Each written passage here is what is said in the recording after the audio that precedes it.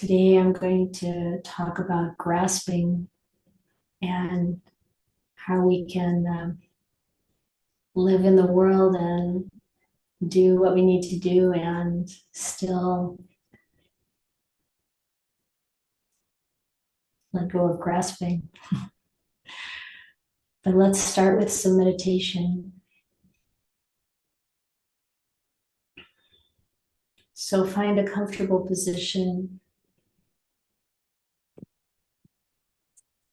and begin by noticing your body is right now.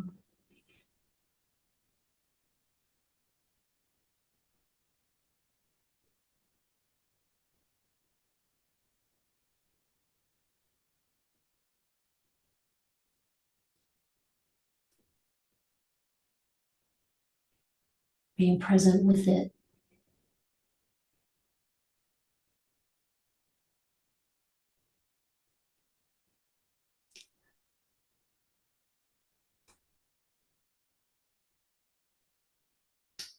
And being present with the body as we start to meditate. We want to have some discernment around whether we want to adjust our posture a little bit or just be present with whatever the felt experience is.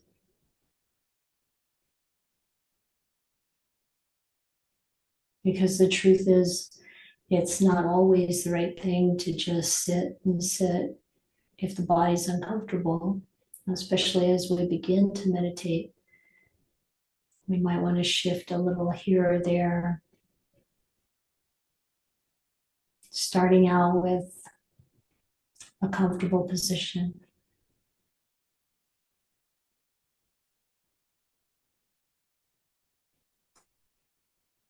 But sometimes we can't make the body comfortable because it's going through some changes of its own,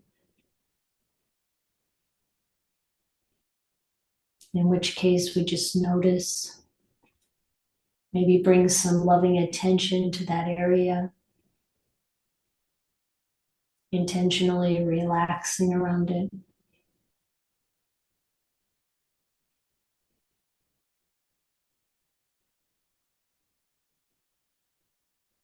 And then when it feels right, turning our attention to the mind.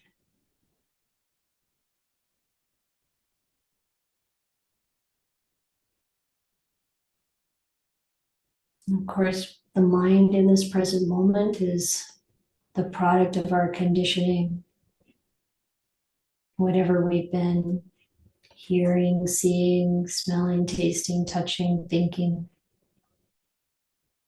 over the past hours or days, months.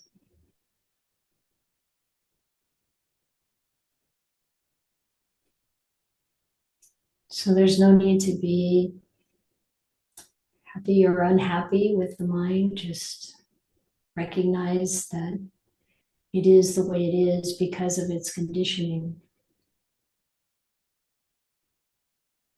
And we can use this opportunity to remember that it's not a self. The body, the processes of the mind, they don't belong to a self. They're just what they are.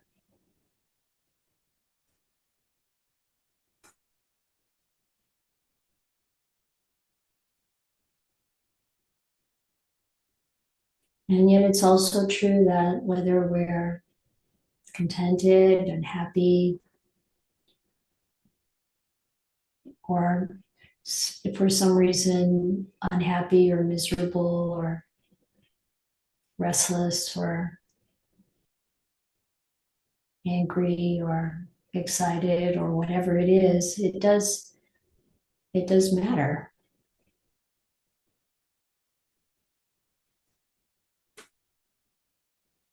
The state of the mind challenges our ability to be still.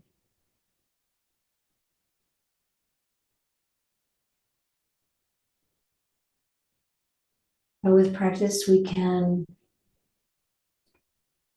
might say, step back into a witnessing position. When we say turn our attention to the mind, that means we're witnessing it, mindful, aware, present.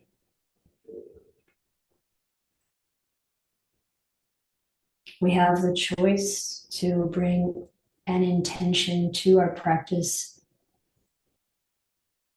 to be loving,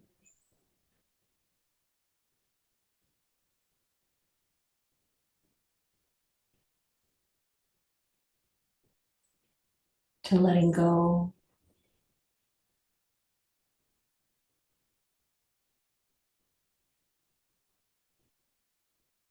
to be compassionate.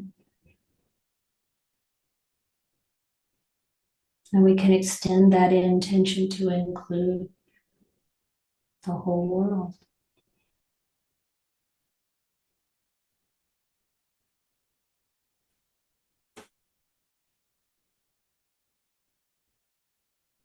And as we're observing with mindfulness, we can notice how any of these words and setting such intentions really affects the mind, affects the body.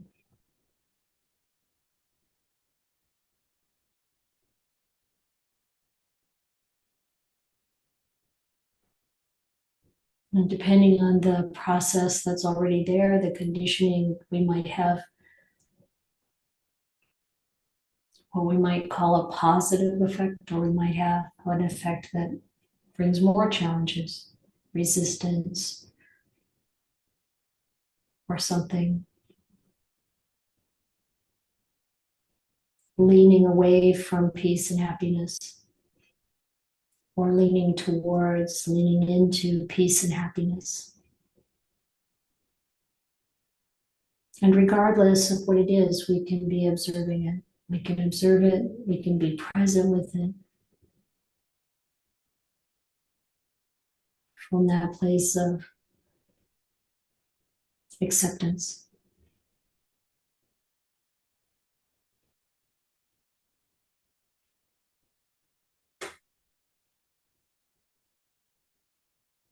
A general sense of loving kindness.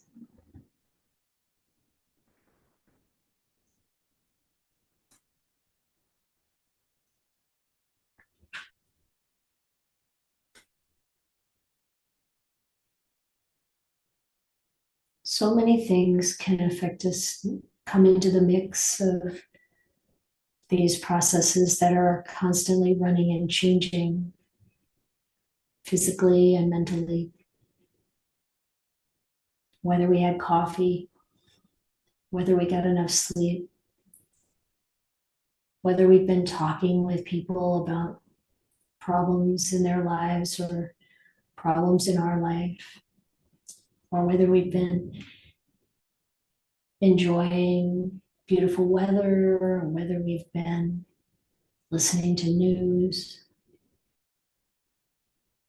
whether we've been dealing with some physical difficulties, financial problems, whatever it might be. So much has an impact on our state of being in the present moment.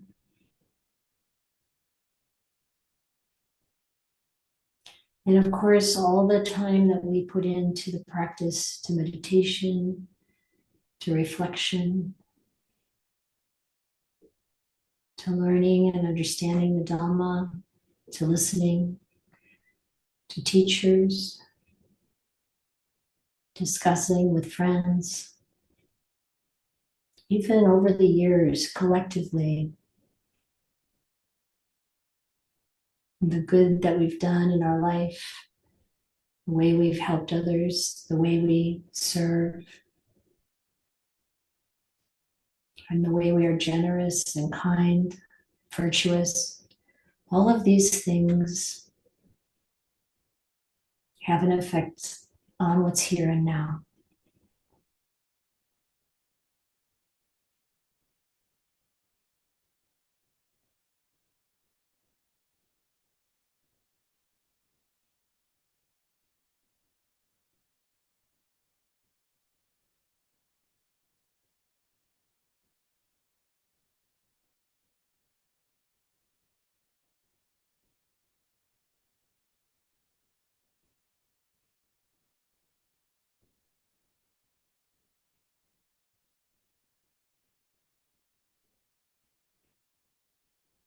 And of course, everything I'm describing is part of the conventional world.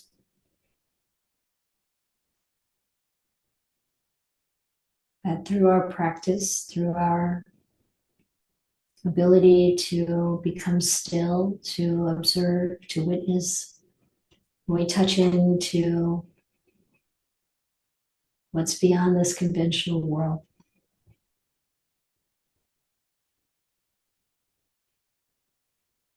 And our relationship to that, our understanding of it, our experience of it, also shapes our present moment.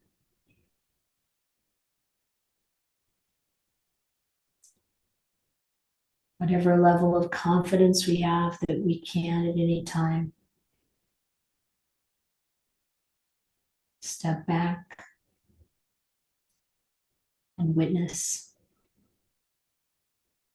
what's here and now.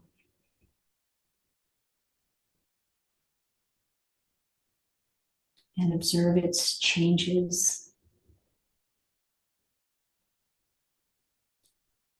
And remember that everything in this world is impermanent, without basis. And we can notice if the conditioning that has come before leads us to find happiness and peace in that understanding, or if there is still some fear, some concern. And we just step back and observe that. It's okay.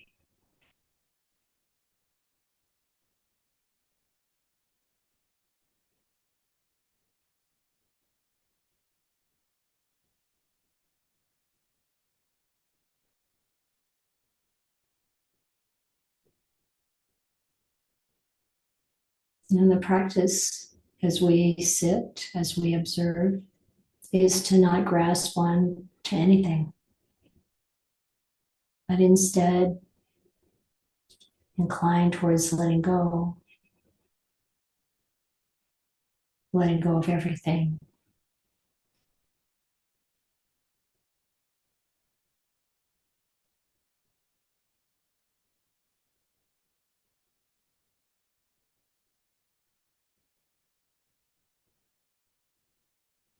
Loving and letting go.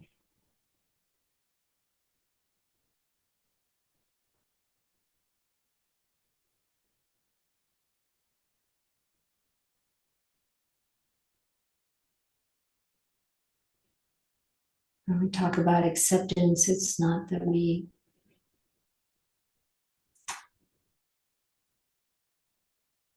think everything's fine, all the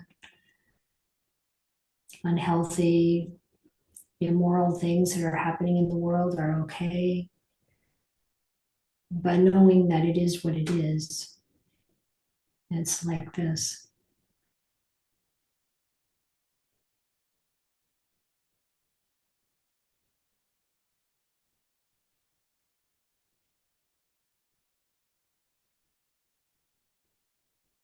Instead of trying to push away or cover up or ignore,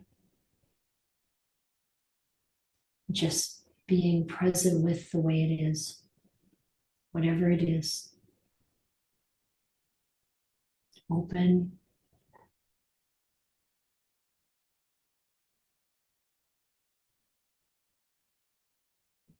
loving.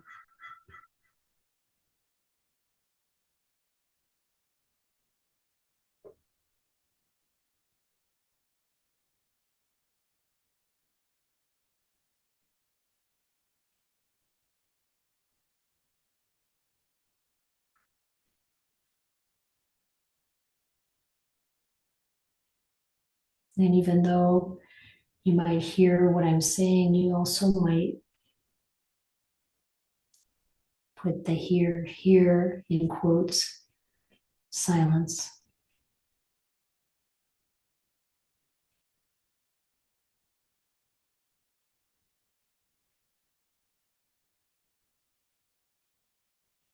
And the silence that's beyond or behind all of the actual sound that comes into our senses is always there.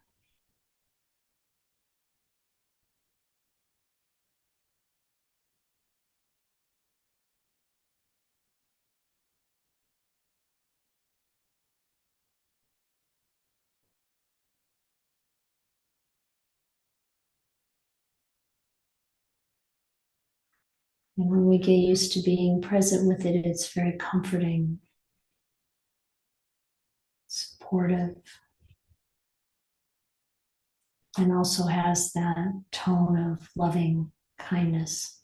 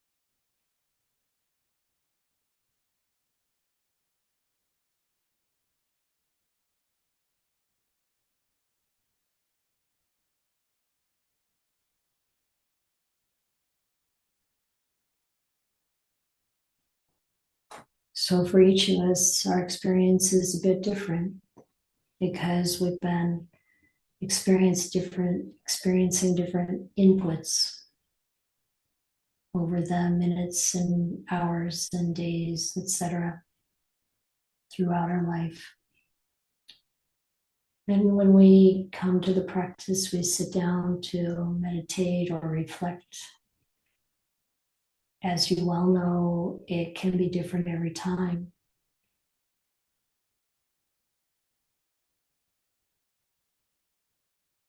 But regardless,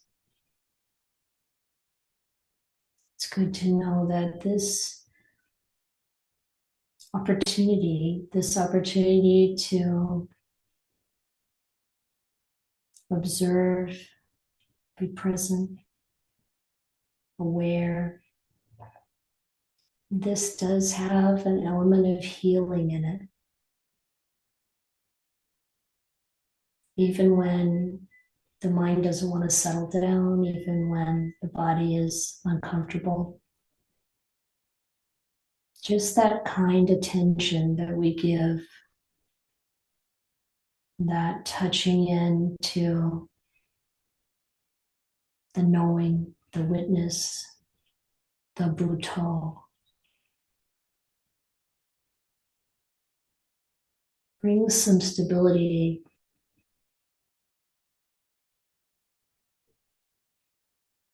bring some healing to the body and mind.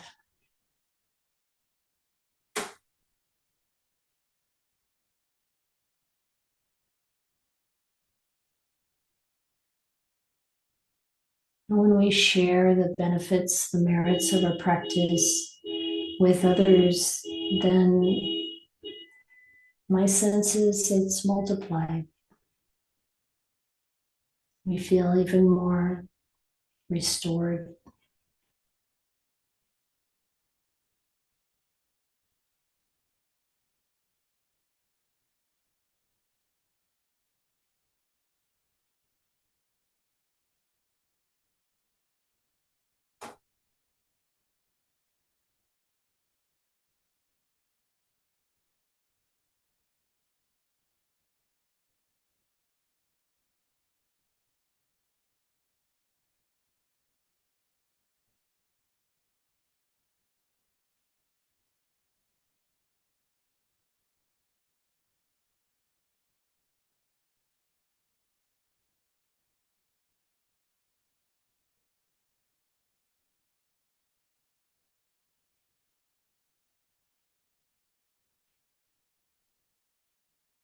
So now we'll bring the meditation to a close, and we'll still be present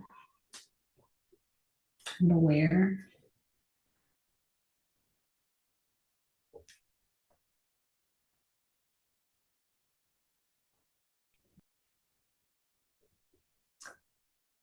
Over the past couple of weeks, there have been a few,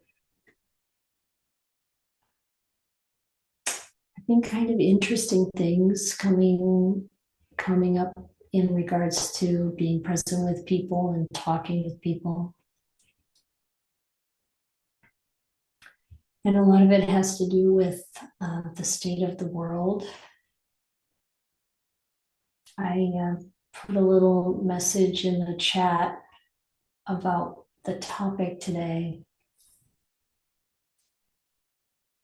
But it really starts with a question. How do we take care of this body and mind that we have and the people around us and the world as far as we have influence without grasping, without clinging?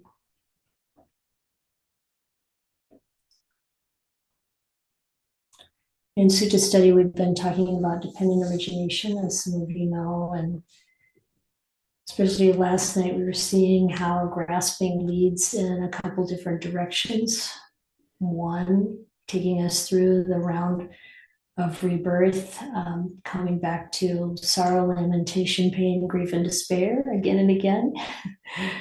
And the other way is going down a track of acquiring things and clinging to them and wanting to protect them and ending up in conflict.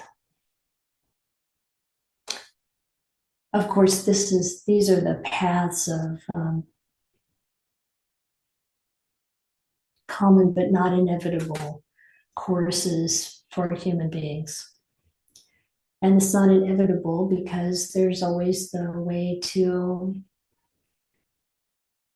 introduce wisdom and insight and many other good qualities and practices that bring about a different result.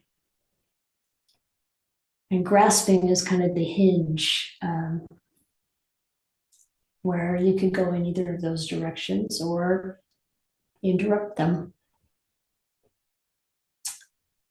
And so I've been thinking about this. A couple of days ago, Ayya Chitananda and I were taking a walk on the road there by our hermitage, and one of our neighbors stopped as they were going by, and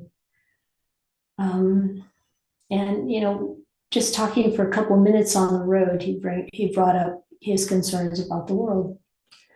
And I'm sure that many of you are having those kinds of conversations with people too, because there's a lot happening to be concerned about.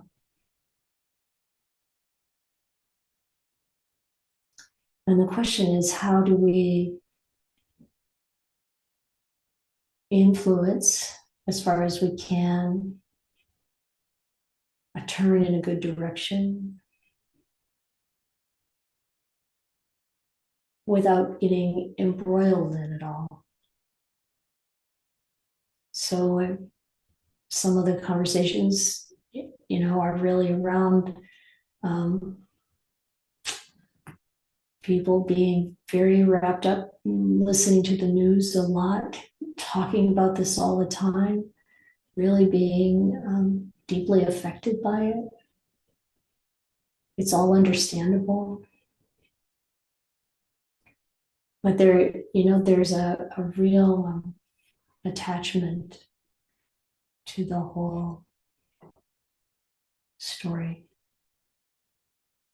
that's bringing a lot of disquiet, suffering, anxiety, fear, some feelings of hatred towards certain people or groups, even going as far as, delving into and absorbing and believing in conspiracy theories, things that if you try to fact check it, you can easily find out it's not really quite like that kind of thing. And I can see how natural this is and how much the way that our world has developed with all of the technology and the availability of hearing about what's happening in a lot of different places all around the world, how this has come about.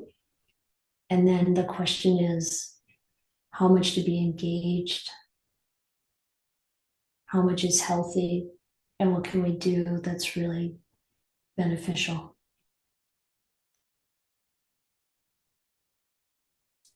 And I think the same question, as I said, this question of how do we take care of ourselves? So we have these bodies and minds, and the human body needs things. It's not like we can just say, I'm not gonna reach out and search for the things that we need to live. We have to do that. How do we do it without grasping, without clinging, without getting overly invested?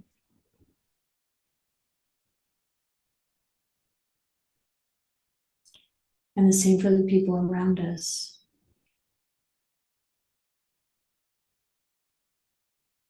So I thought I'd just show you a little bit about the word, the Pali word that we're translating as grasping. I'm just going to briefly share something here. I think so. This question at the top, and then upadana, which is the word that means grasping, clinging, acquiring, appropriating, taking possession, and identifying. So you can tell that there's a lot of possibility there, identifying with things, really, seeing things as mine. And when the Buddha talks about this, he talks about 4 areas of upadana-ing, grasping, kamupadana, grasping sensual pleasures, and the fuel for sense desire. Ditthuppadana is grasping views, opinions and views, clinging to beliefs. Silabbatupadana, grasping precepts and practices, clinging to ethics and observances, adherence to rites and rituals.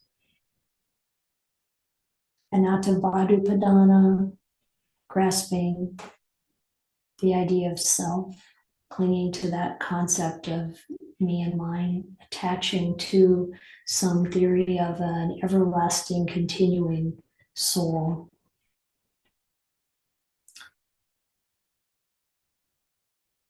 So we can develop some pretty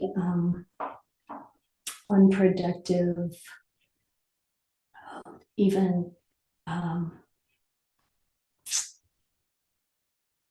inhibiting ideas around this. And what gets inhibited is our development on the path. So with each of these, like looking at how we can't just kind of avoid it, given that we're in a human body. So grasping at sensual pleasures. Now, Grace talked about this last week, and I loved your talk, by the way, Grace. And I think if you have a chance, if you haven't listened, I'd recommend it. There was a part I think the last the last main thing you addressed was, how to enjoy the sense world in a way that brings happiness and comfort without grasping, without developing attachments that bring suffering. Does that sound close to accurate, Grace? Okay. And this is really useful to reflect on, because the misunderstanding that we can develop around sensual pleasures, because the Buddha talks so much about how dangerous they are, and how we should let them go. And that's the key there, the letting it go, the letting go of our attachments, of our craving, of our blind quest for what feels good, and our blind rejection of what feels bad. Because the pleasure we derive from nature, from any sense input, can be really helpful, can be uplifting, can be nourishing, can be useful. But when we grasp it, in other words, really acquire it, appropriate it, take possession of it, believe that we can't live without it, or something like that, really identifying with it, that's when we suffer.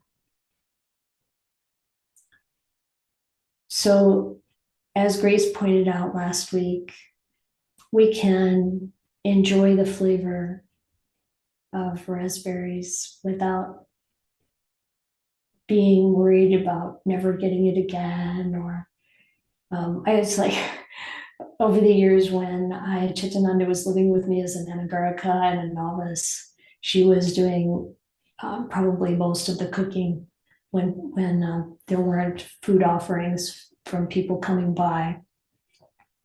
And she's a really good cook. And I'd be eating something, enchiladas really come to mind. They were so good. And she would always say, or she'd clean out the fridge soup, and she would say, well, enjoy it now, because you're never going to get that again, because she just doesn't use recipe, and she's, and it's true. We don't have to mourn the fact. We can just recognize that the pleasure of the senses can be very helpful, and yet they're just this much, as Ajahn Chah would say. There's no need to worry, or we want to observe that tendency we might have to worry about whether that comes again in the future, or whether we can't do without it. Because when we have something and we're enjoying it, we have this feeling, this part of this taking possession, appropriating, and identifying with sensual pleasure, with what feels comfortable and good, is that we're somehow going to be in trouble if we don't have it. Somehow it's going to be miserable, which is why, one friend of mine brought their coffee to Thailand when we went. She really felt this is essential to my happiness. I need to bring my own coffee. And it's okay. It's just that, can we observe these tendencies that we have and recognize that if we don't have the coffee, we're going to be fine? And noticing what's better than that, So, this is the kind of thing. It's not about having a miserable life without enjoying anything. It's not about seeing something that's beautiful and saying, "Oh yeah, well that's gonna go away. It's gonna pass." It's not a negativity about life. It's not a kind of judgment that puts everything down. Negativity. That's counterproductive. When we're grounded in Dhamma, there's a lightness in it. Like Ajahn Sucitto once said about people who have entered the stream, they have a kind of buoyancy. And, I don't think it's constantly there. I mean, sometimes stream enterers can also get kind of sidetracked and other things can happen. But, underneath all of it, touching into the Dhamma, touching into Nibbana, shows us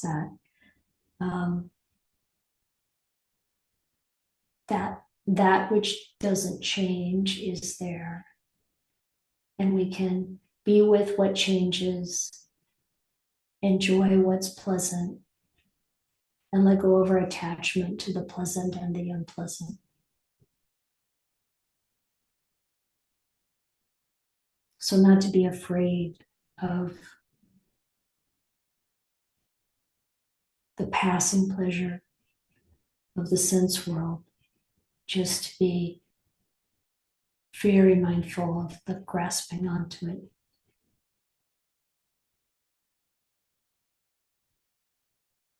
And part of what I've just talked about involves the second one, our views, our clinging to beliefs, and recognizing what constitutes our views and our opinions, and how readily we bring them forth, and recognizing that when we cling to them, and this is something that is very deeply ingrained in us, as are all of these really, but to have our views and opinions, and it's related to the next one and the last one. Did we really puff up our sense of self with our own views on things? And this is some of what keeps us entangled in all these conversations about things that are happening in the world, things that we have no control over. And we can witness in ourselves when we are having views and opinions, and when we're putting them forward, how our sense of self gets fueled by that, how we are maybe, without realizing it, counterbalancing the fears that we may have. And just to recognize what we're holding to. And of course, grasping views and clinging to them can really be a strong basis for disagreements and arguments and putting others down and thinking, we know better. The judging mind. Now, where this can get distorted is something that happened recently. Someone said, they were talking about some of the things that are happening some of the things that are really immoral and very damaging. And they're saying, well, I know you're not supposed to judge. That can be a misunderstanding of the teachings because we need to be able to discern what's wholesome and unwholesome. And while it's also the wholesome, our views of what's wholesome and unwholesome also might need to be adjusted sometimes, or they're very conditioned by that next part, which I'm going to explain. And many of you have heard me talk about this before, that the Sila Bhatu Badana is really conditioning for our social and cultural conditioning. So in different social contexts, there might be some differences in what is considered acceptable or unacceptable in human behavior. But some things, as the Buddha pointed out, just aren't acceptable as actions that lead towards freedom and peace and happiness, like murder.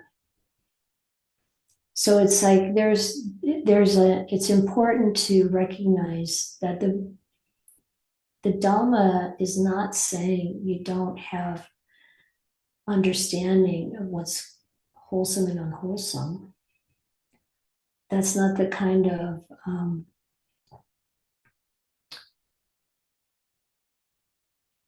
view or opinion that we're talking about here. I think the difference is there's the way things work, and we need to understand how that is. That when we're cruel, when we have ill will, when we're harming other beings, that leads to negative results. That's not about a view or an opinion. The Dhamma isn't views and opinions. It's something we can test and prove in our own experience, or we can learn by seeing the results that come from those actions of others. And to recognize that distinction.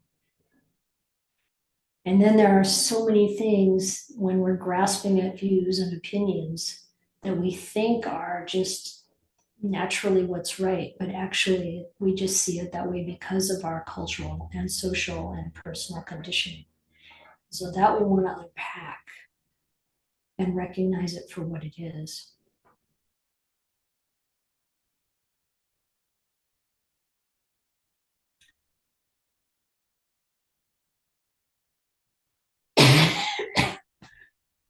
So with the Sila Bhatu Padana, this can be easily misunderstood when we talk about grasping precepts and practices, clinging to ethics and observances, adherence to rites and rituals. Then people are like, oh, well, we don't need to keep precepts. And obviously that is very destructive. That's not what's meant here. And to really take that in as how we've been conditioned socially and culturally to see things in certain ways, to not be able to see things in other ways. I mean, just a simple example of this conditioning.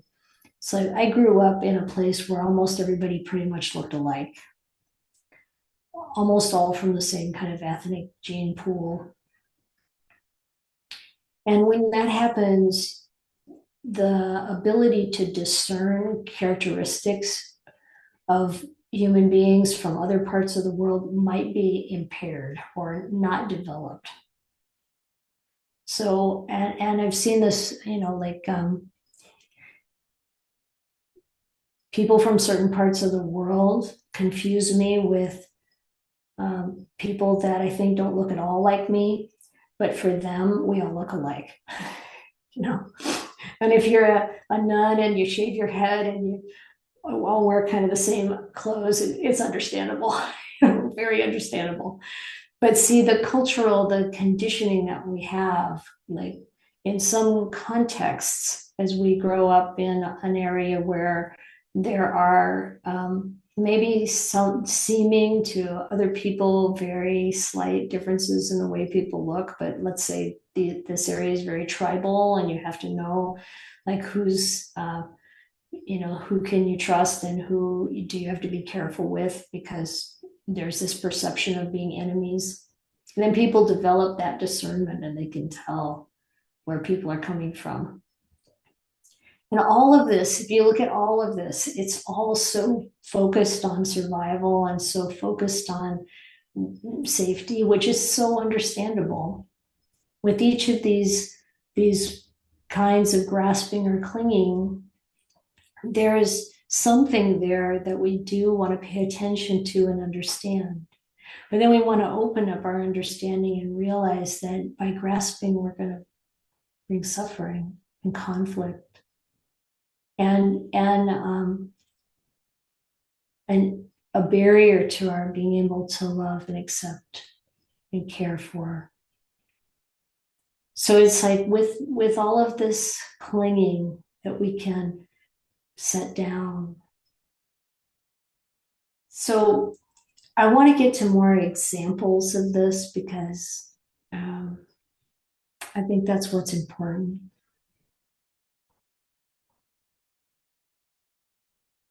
But before we do that, recognizing that last one, the grasping to this idea of a sense of self, is integrated in all of these. And that this is where the deep delusion really is rooted. Okay.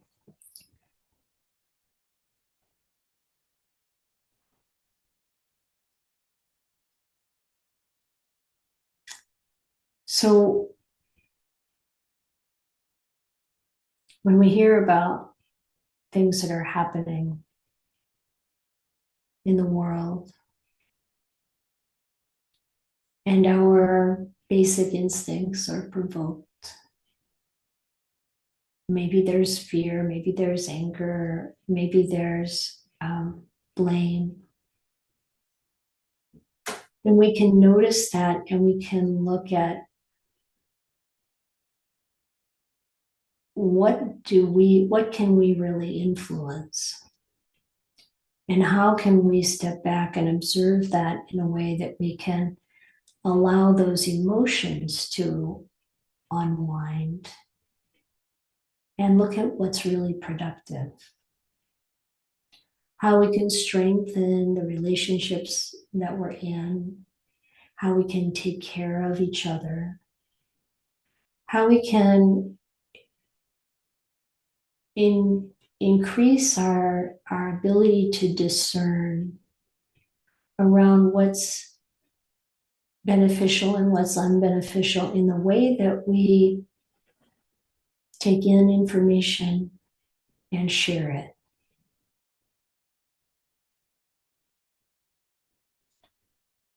So when we encounter the neighbor and we talk about these things,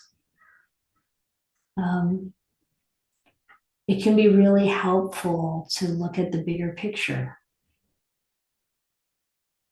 It can be really helpful. It was really cute. He was talking about this, and then he said, "But I'm going to go home and make a salad." And he talked about all the ingredients of the salad. It's like, yeah, it's also beneficial to really look at the ways in which we can help each other,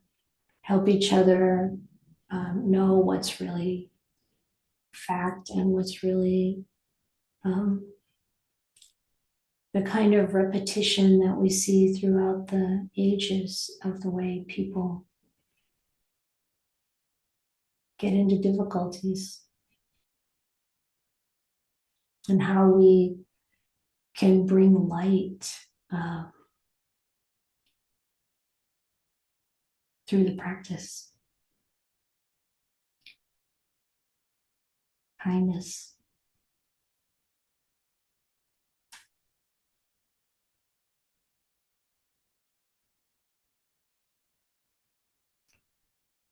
when we start to let go of concerns for ourselves and we turn towards how can we help,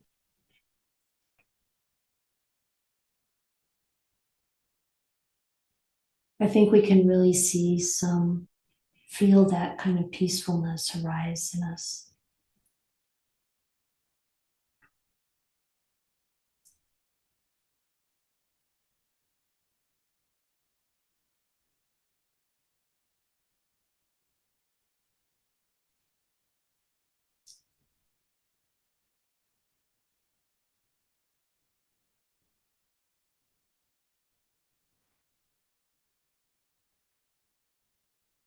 Do you have any examples or questions or times when you feel like there's really um,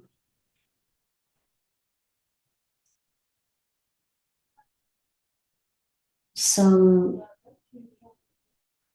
difficulty seeing a clear way to let go?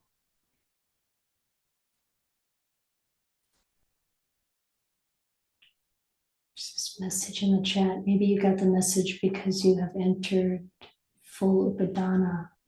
You're no longer grasping at the internet. Oh, I don't think so.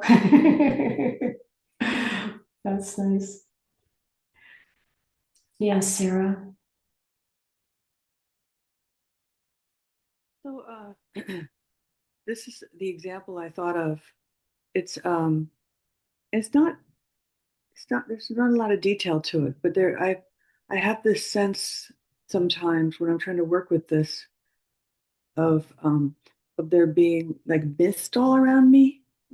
So when I'm in a state where I'm being affected by a lot of my conditioning and I'm getting caught up in things, this like sense that it's fog, it's mist, and Yeah. that if I sit with it, it starts to clear a little. And even if it doesn't clear all the way, it's like I know that there's like the truth on the other side, like the Mhm. reality, the way things really are.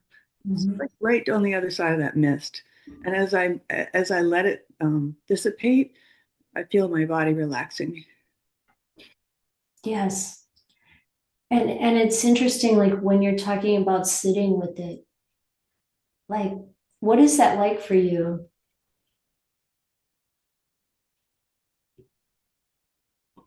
I often feel this tremendous relief at just noticing.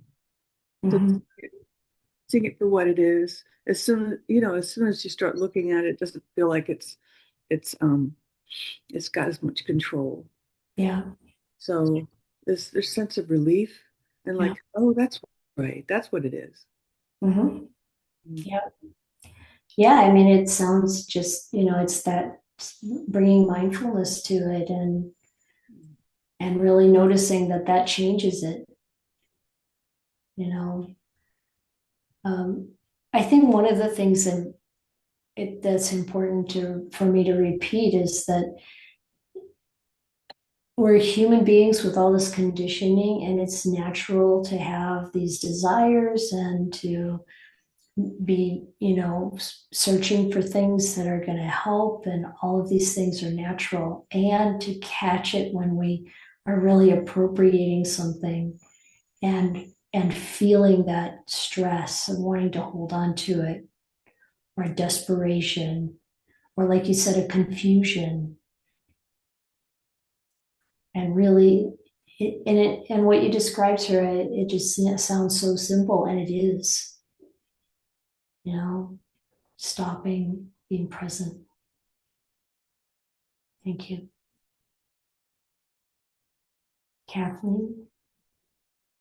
Oh, hi. Hello.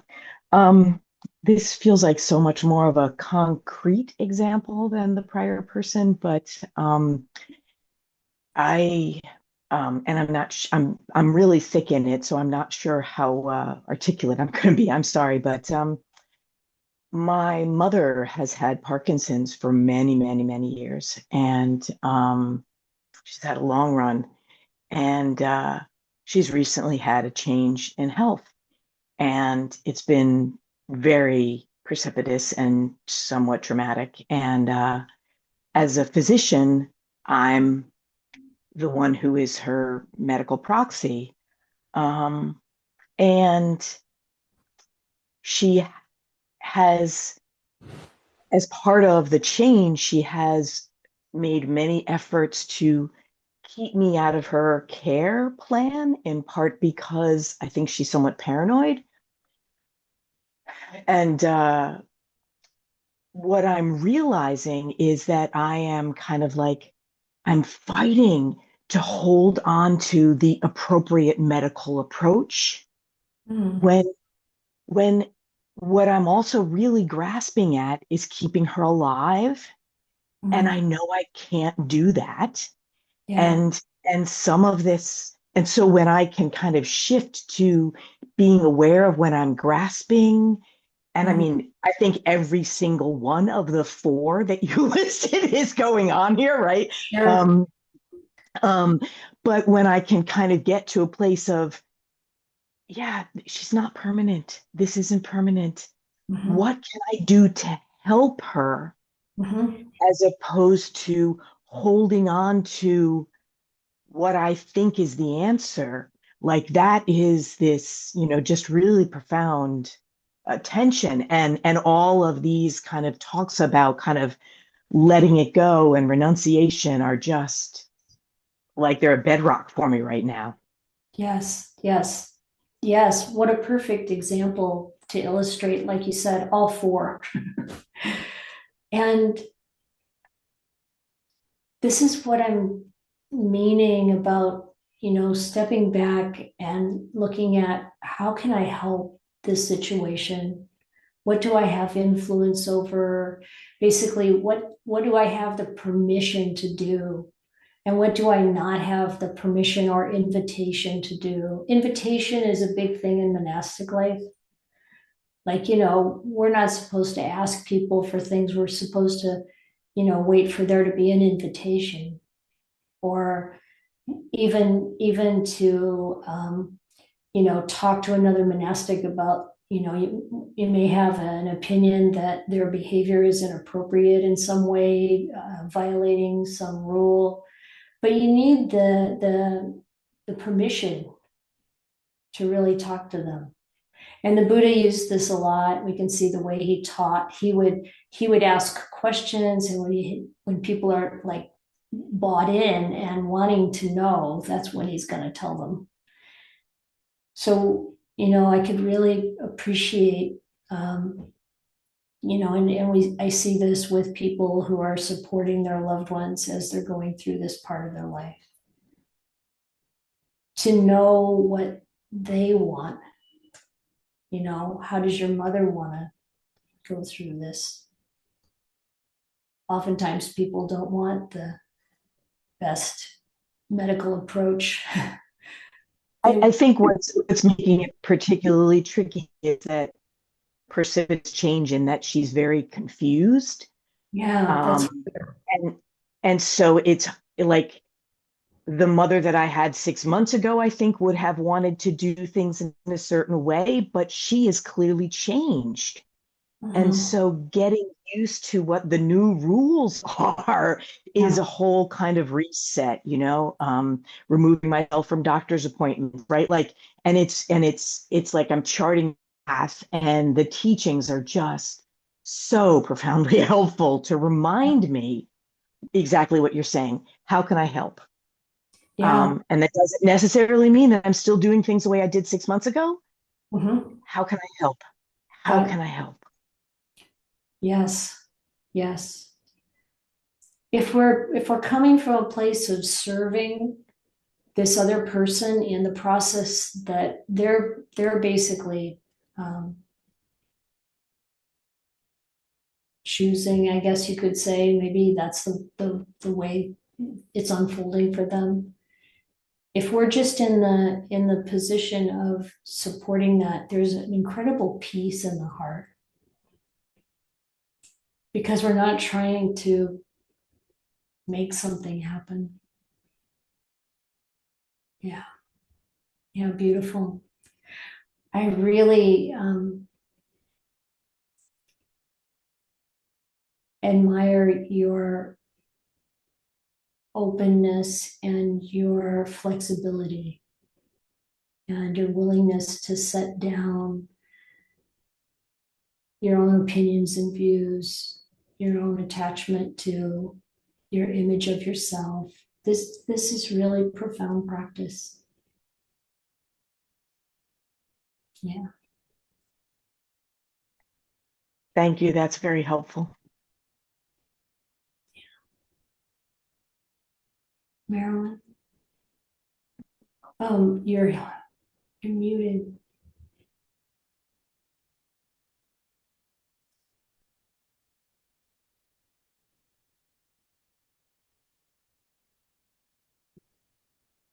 I thought I had to go, but I'll stay.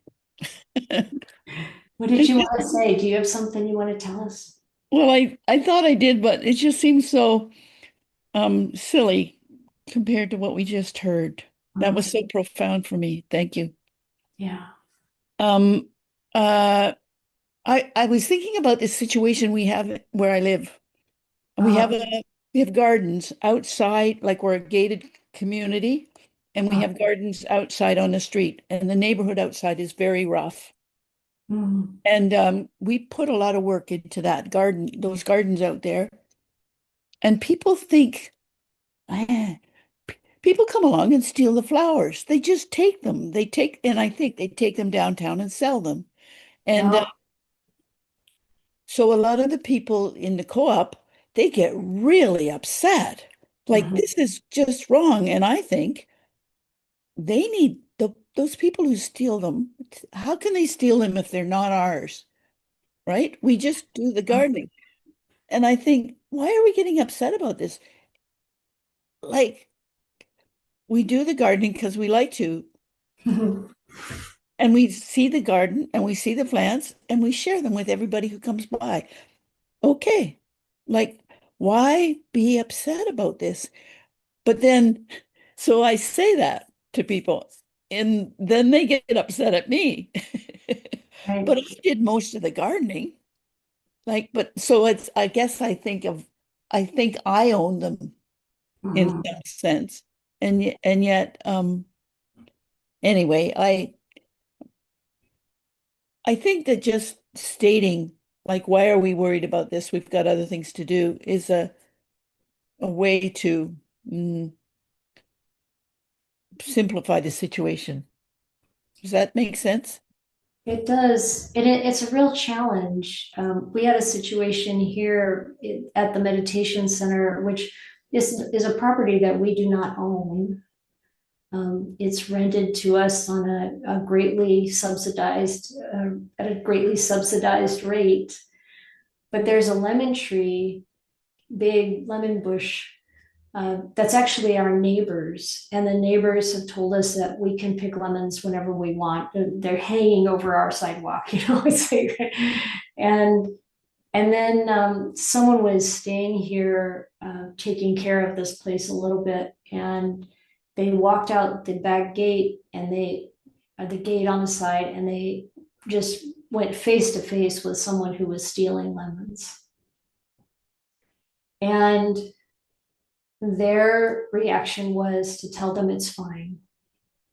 And my reaction was, I don't think encouraging people to steal, especially since it's really right next to the house, it's like they have to, it's kind of invasive, right? And I wouldn't want to encourage that particularly. But what you're describing, gardens, out in front, outside the gate, it seems like one thing you could say is, well, we could choose to try to like safeguard this and protect it. But what if we decided to choose to really make it available and open? And how does it feel? One way or the other. And some people won't be, they'll want to choose the safeguarding. So I mean, there's a few things involved, right? Um, I think obviously what you've experienced is that there's a lot more peace and generosity in just saying, well, fine, you know. What I found very curious was the people who were most upset never did any of the work. They were not the gardeners. They were trying to protect us. We did all the work, and they were outraged on our behalf. And I said, "Don't go there. Like you don't How need to about be." the other gardeners? Were they outraged? No, no, I don't think any of the gardening committee was outraged. We were almost complimented. One time, like one year we had an enormous number of beautiful iris out there. Hmm. And I was out there, poking around doing some gardening, and there was this young couple, and they had picked, or he had a huge bouquet of iris. And I Wow. said, "Wow, those are excellent. Where did you get those?" And he said, "I bought them further along on the street, right?" Oh, And I okay. said, "Oh, because you could have just got them here for free. You didn't have to pay for them." And he said, "Well, actually, we did just cut yours. We didn't pay for them. We did take yours." And I said, "Well, you're welcome to them. Like, be my guest." Wow. Yeah. And I thought, like, he Yeah, yeah, he's trying to hide it, lie about he it. was trying to pretend he didn't steal them. But I Yeah. said, "You didn't steal them. You're just welcome to them." Mm, Um, yeah. but yeah, it feels good. And I think to share the fact that it feels good, Mhm. it's also good. Yeah. But The main thing is, really looking at the mind, like even my reaction of I don't want to encourage people to steal and to come onto other people's property without, being, it'd be good if they asked, maybe, something like that. But it really depends on the situation, how, and then I was watching the mind,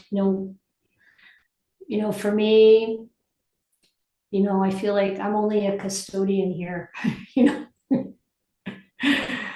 And the people who aren't doing the gardening being upset, if they want to really practice with that, then they can look at, well, what's really going on inside of me? What's getting triggered here? You know, where does that where does that connect to other ways in which I'm clinging and suffering?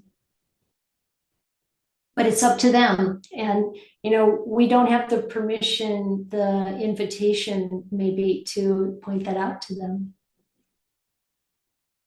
yeah, I mean, at the same time, we have people who break into the property to steal things. Yeah, that could be very much triggered by the people who are taking things outside there. It's like, Okay, but what what I mean is the people who are upset on your behalf might also really be upset about that kind of intrusion when people break in to steal. But the security, we had a security audit, and they told us what we should do is block the view into the co-op. If they can't see into the co-op and see all those nice bicycles and all those lovely things we can steal, then they wouldn't be invited, they wouldn't come in. And the room and the spaces where we block the view, there's no theft. But Okay. for some reason, they still want to leave it open, wide open. Look at us. We've got all this stuff and you don't. And that to me seems Well, rude. That yeah, just seems, yeah. yeah. But, Wow. I'm working on it. Yeah. Anyway, I do have to go. Okay, well, Thank you thank so you. much. Yeah, thanks for your input, I'm Marilyn. so glad it's recorded. Good.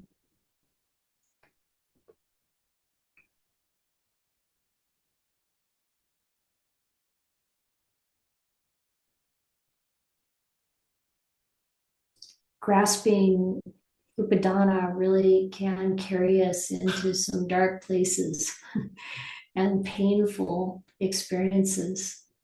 And I think the main indicator is whether or not we're suffering, to really see that.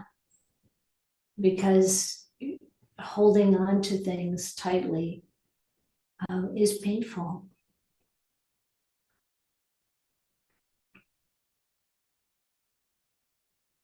And letting go is such a relief. Yes, Sam? So Marilyn's discussion is reminding me of the experience of living in a community, which she essentially is, and which I am also, and being willing to let go of what becomes known to us about other people's views about what we're doing. And so it, yeah, letting go is key. And Grace talked about, the letting go of the clenched hand where we're working from us and opening it up. And yeah. So, yeah, I mean, I had an incident last week where one person sent me a text, and my husband's 91, I'm his caregiver, and she said, Ed should not be swimming on his own. Can you go and check on him? Well, I knew he wasn't swimming on his own. He was meeting other people. And then she followed that up by saying, he looks a lot worse than he did last week. So, I mean, I had to chuckle about that, but it's like, and actually where I got caught there was because for me, I was like, I mean, I know he never swims on his own, and I know how his status is. And I just said to her, well, he varies day by day how well he is, and he's not swimming on his own.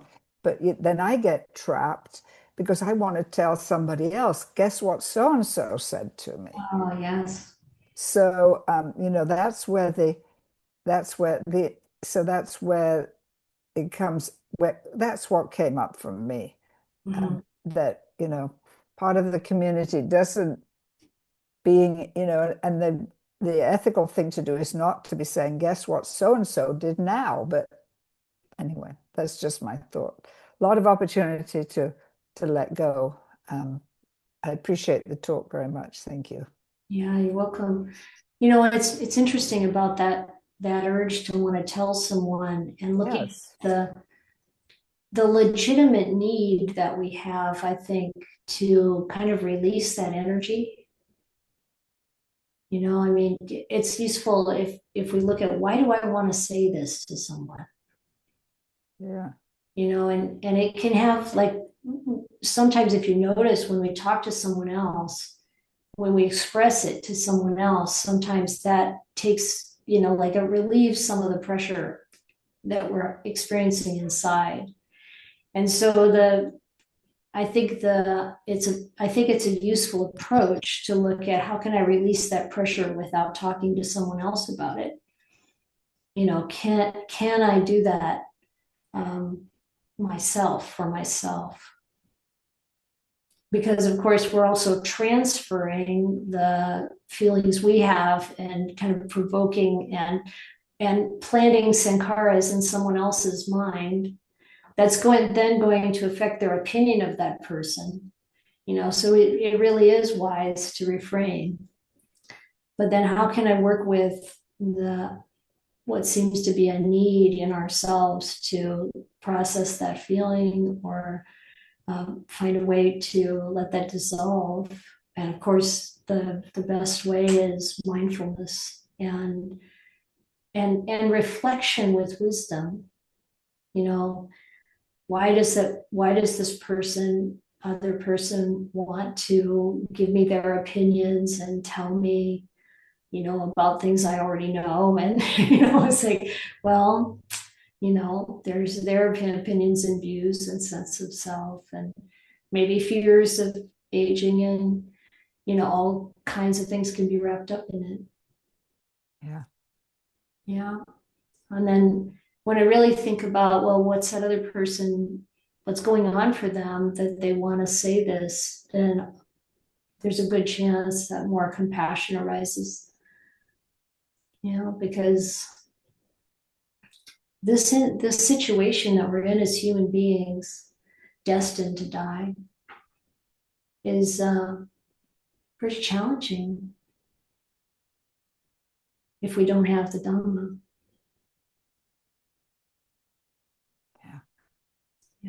Thank you. You're welcome, man.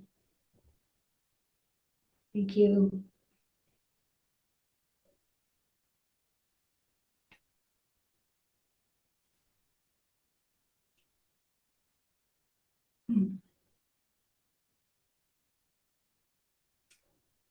Do you ever wonder how much of your grasping just goes unnoticed? I think there's a fair bit of underlying suffering that we don't really acknowledge. And one of the benefits of ongoing practice can be ongoing meditation practice and investigation practice can be kind of allowing that to surface and being present with it.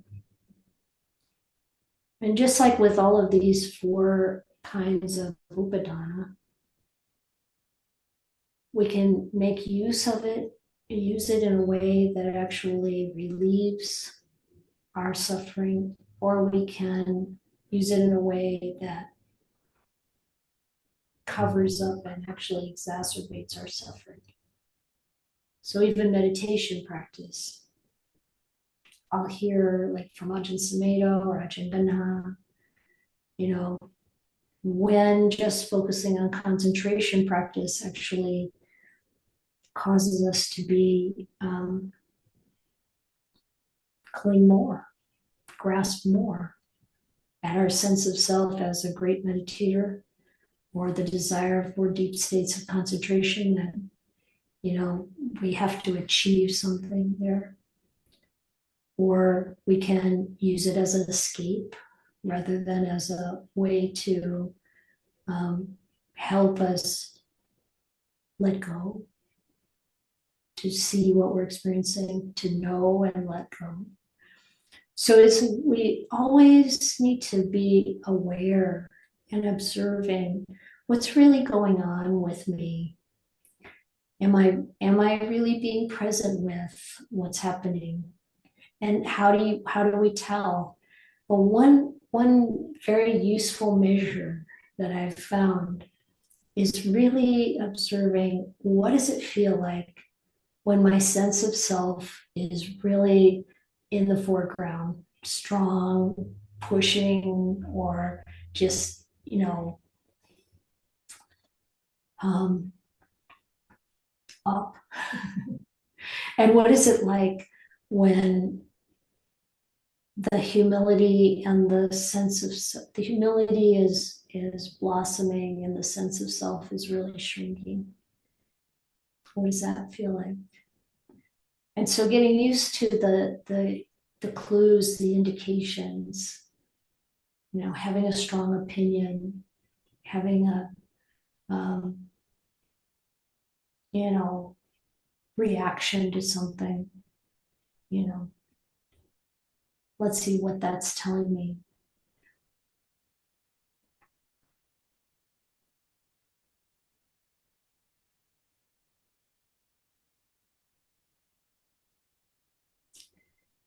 As human beings, we can fall into the trap of seeing the unskillful way that something can be used and then just wanting to throw it out. Like that upadana around precepts and practices. You know, where the precepts are so vital to our well-being and the well-being of the world. And the clinging to them and creating a sense of self around them is counterproductive. Ego feeding.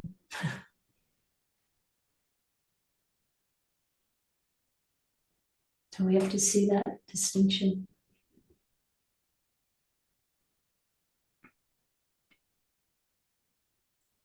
And the First Noble Truth really continues to show up as the most important indication. There's suffering or not, or a relief from suffering.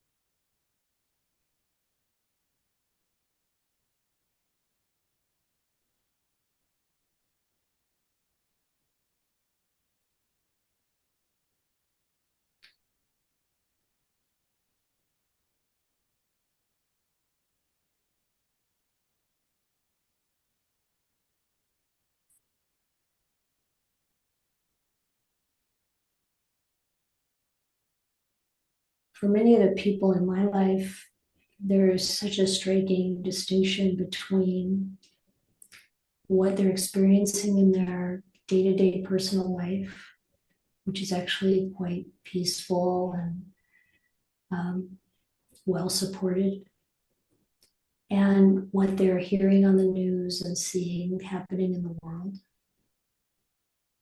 which is so chaotic and destructive. And then taking so much of that in and,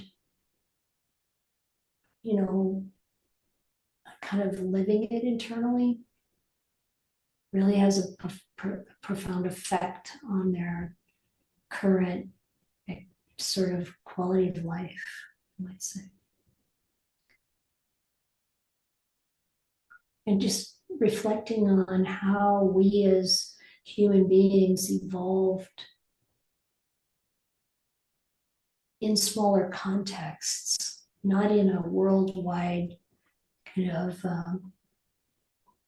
view of everybody, everything, all the time. And we didn't really evolve to process all that, especially in the way that it's presented to hold our attention and accentuate the negative. So I think it's really good to keep that in mind. Our evolution was around the people in our own local area. And what we're experiencing now is views into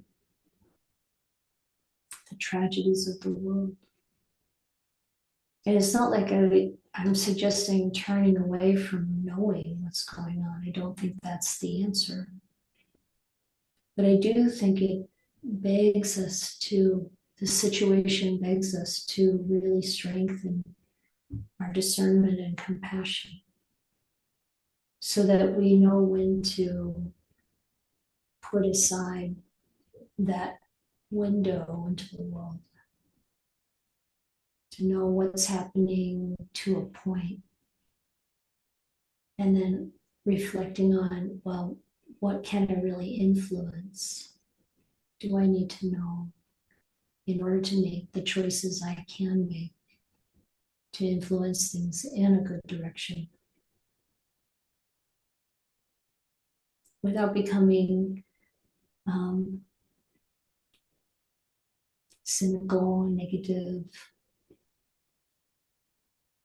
exasperated, overwhelmed, or worn out? Giving ourselves the support needed, either through some renunciation of external input and some real nourishment from our relationships, our practice, our local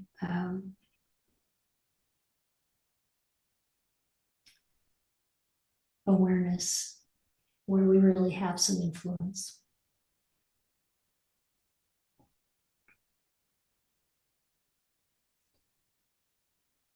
It is with everything else that we encounter in life, really looking at how can I use this to fuel my practice?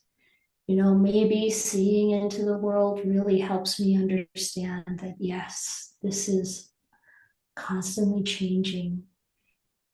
There's no stability in it. Those things that Ratapala realized through the teachings of the Buddha, like, the world gets swept away. There's no protector. That's the same now as it was 2,500 years ago. And the realization of that leads to our letting go and our understanding, our development in the Dhamma. Okay, friends. I feel like on my part, that was a bit of a ramble. I hope some of that was useful.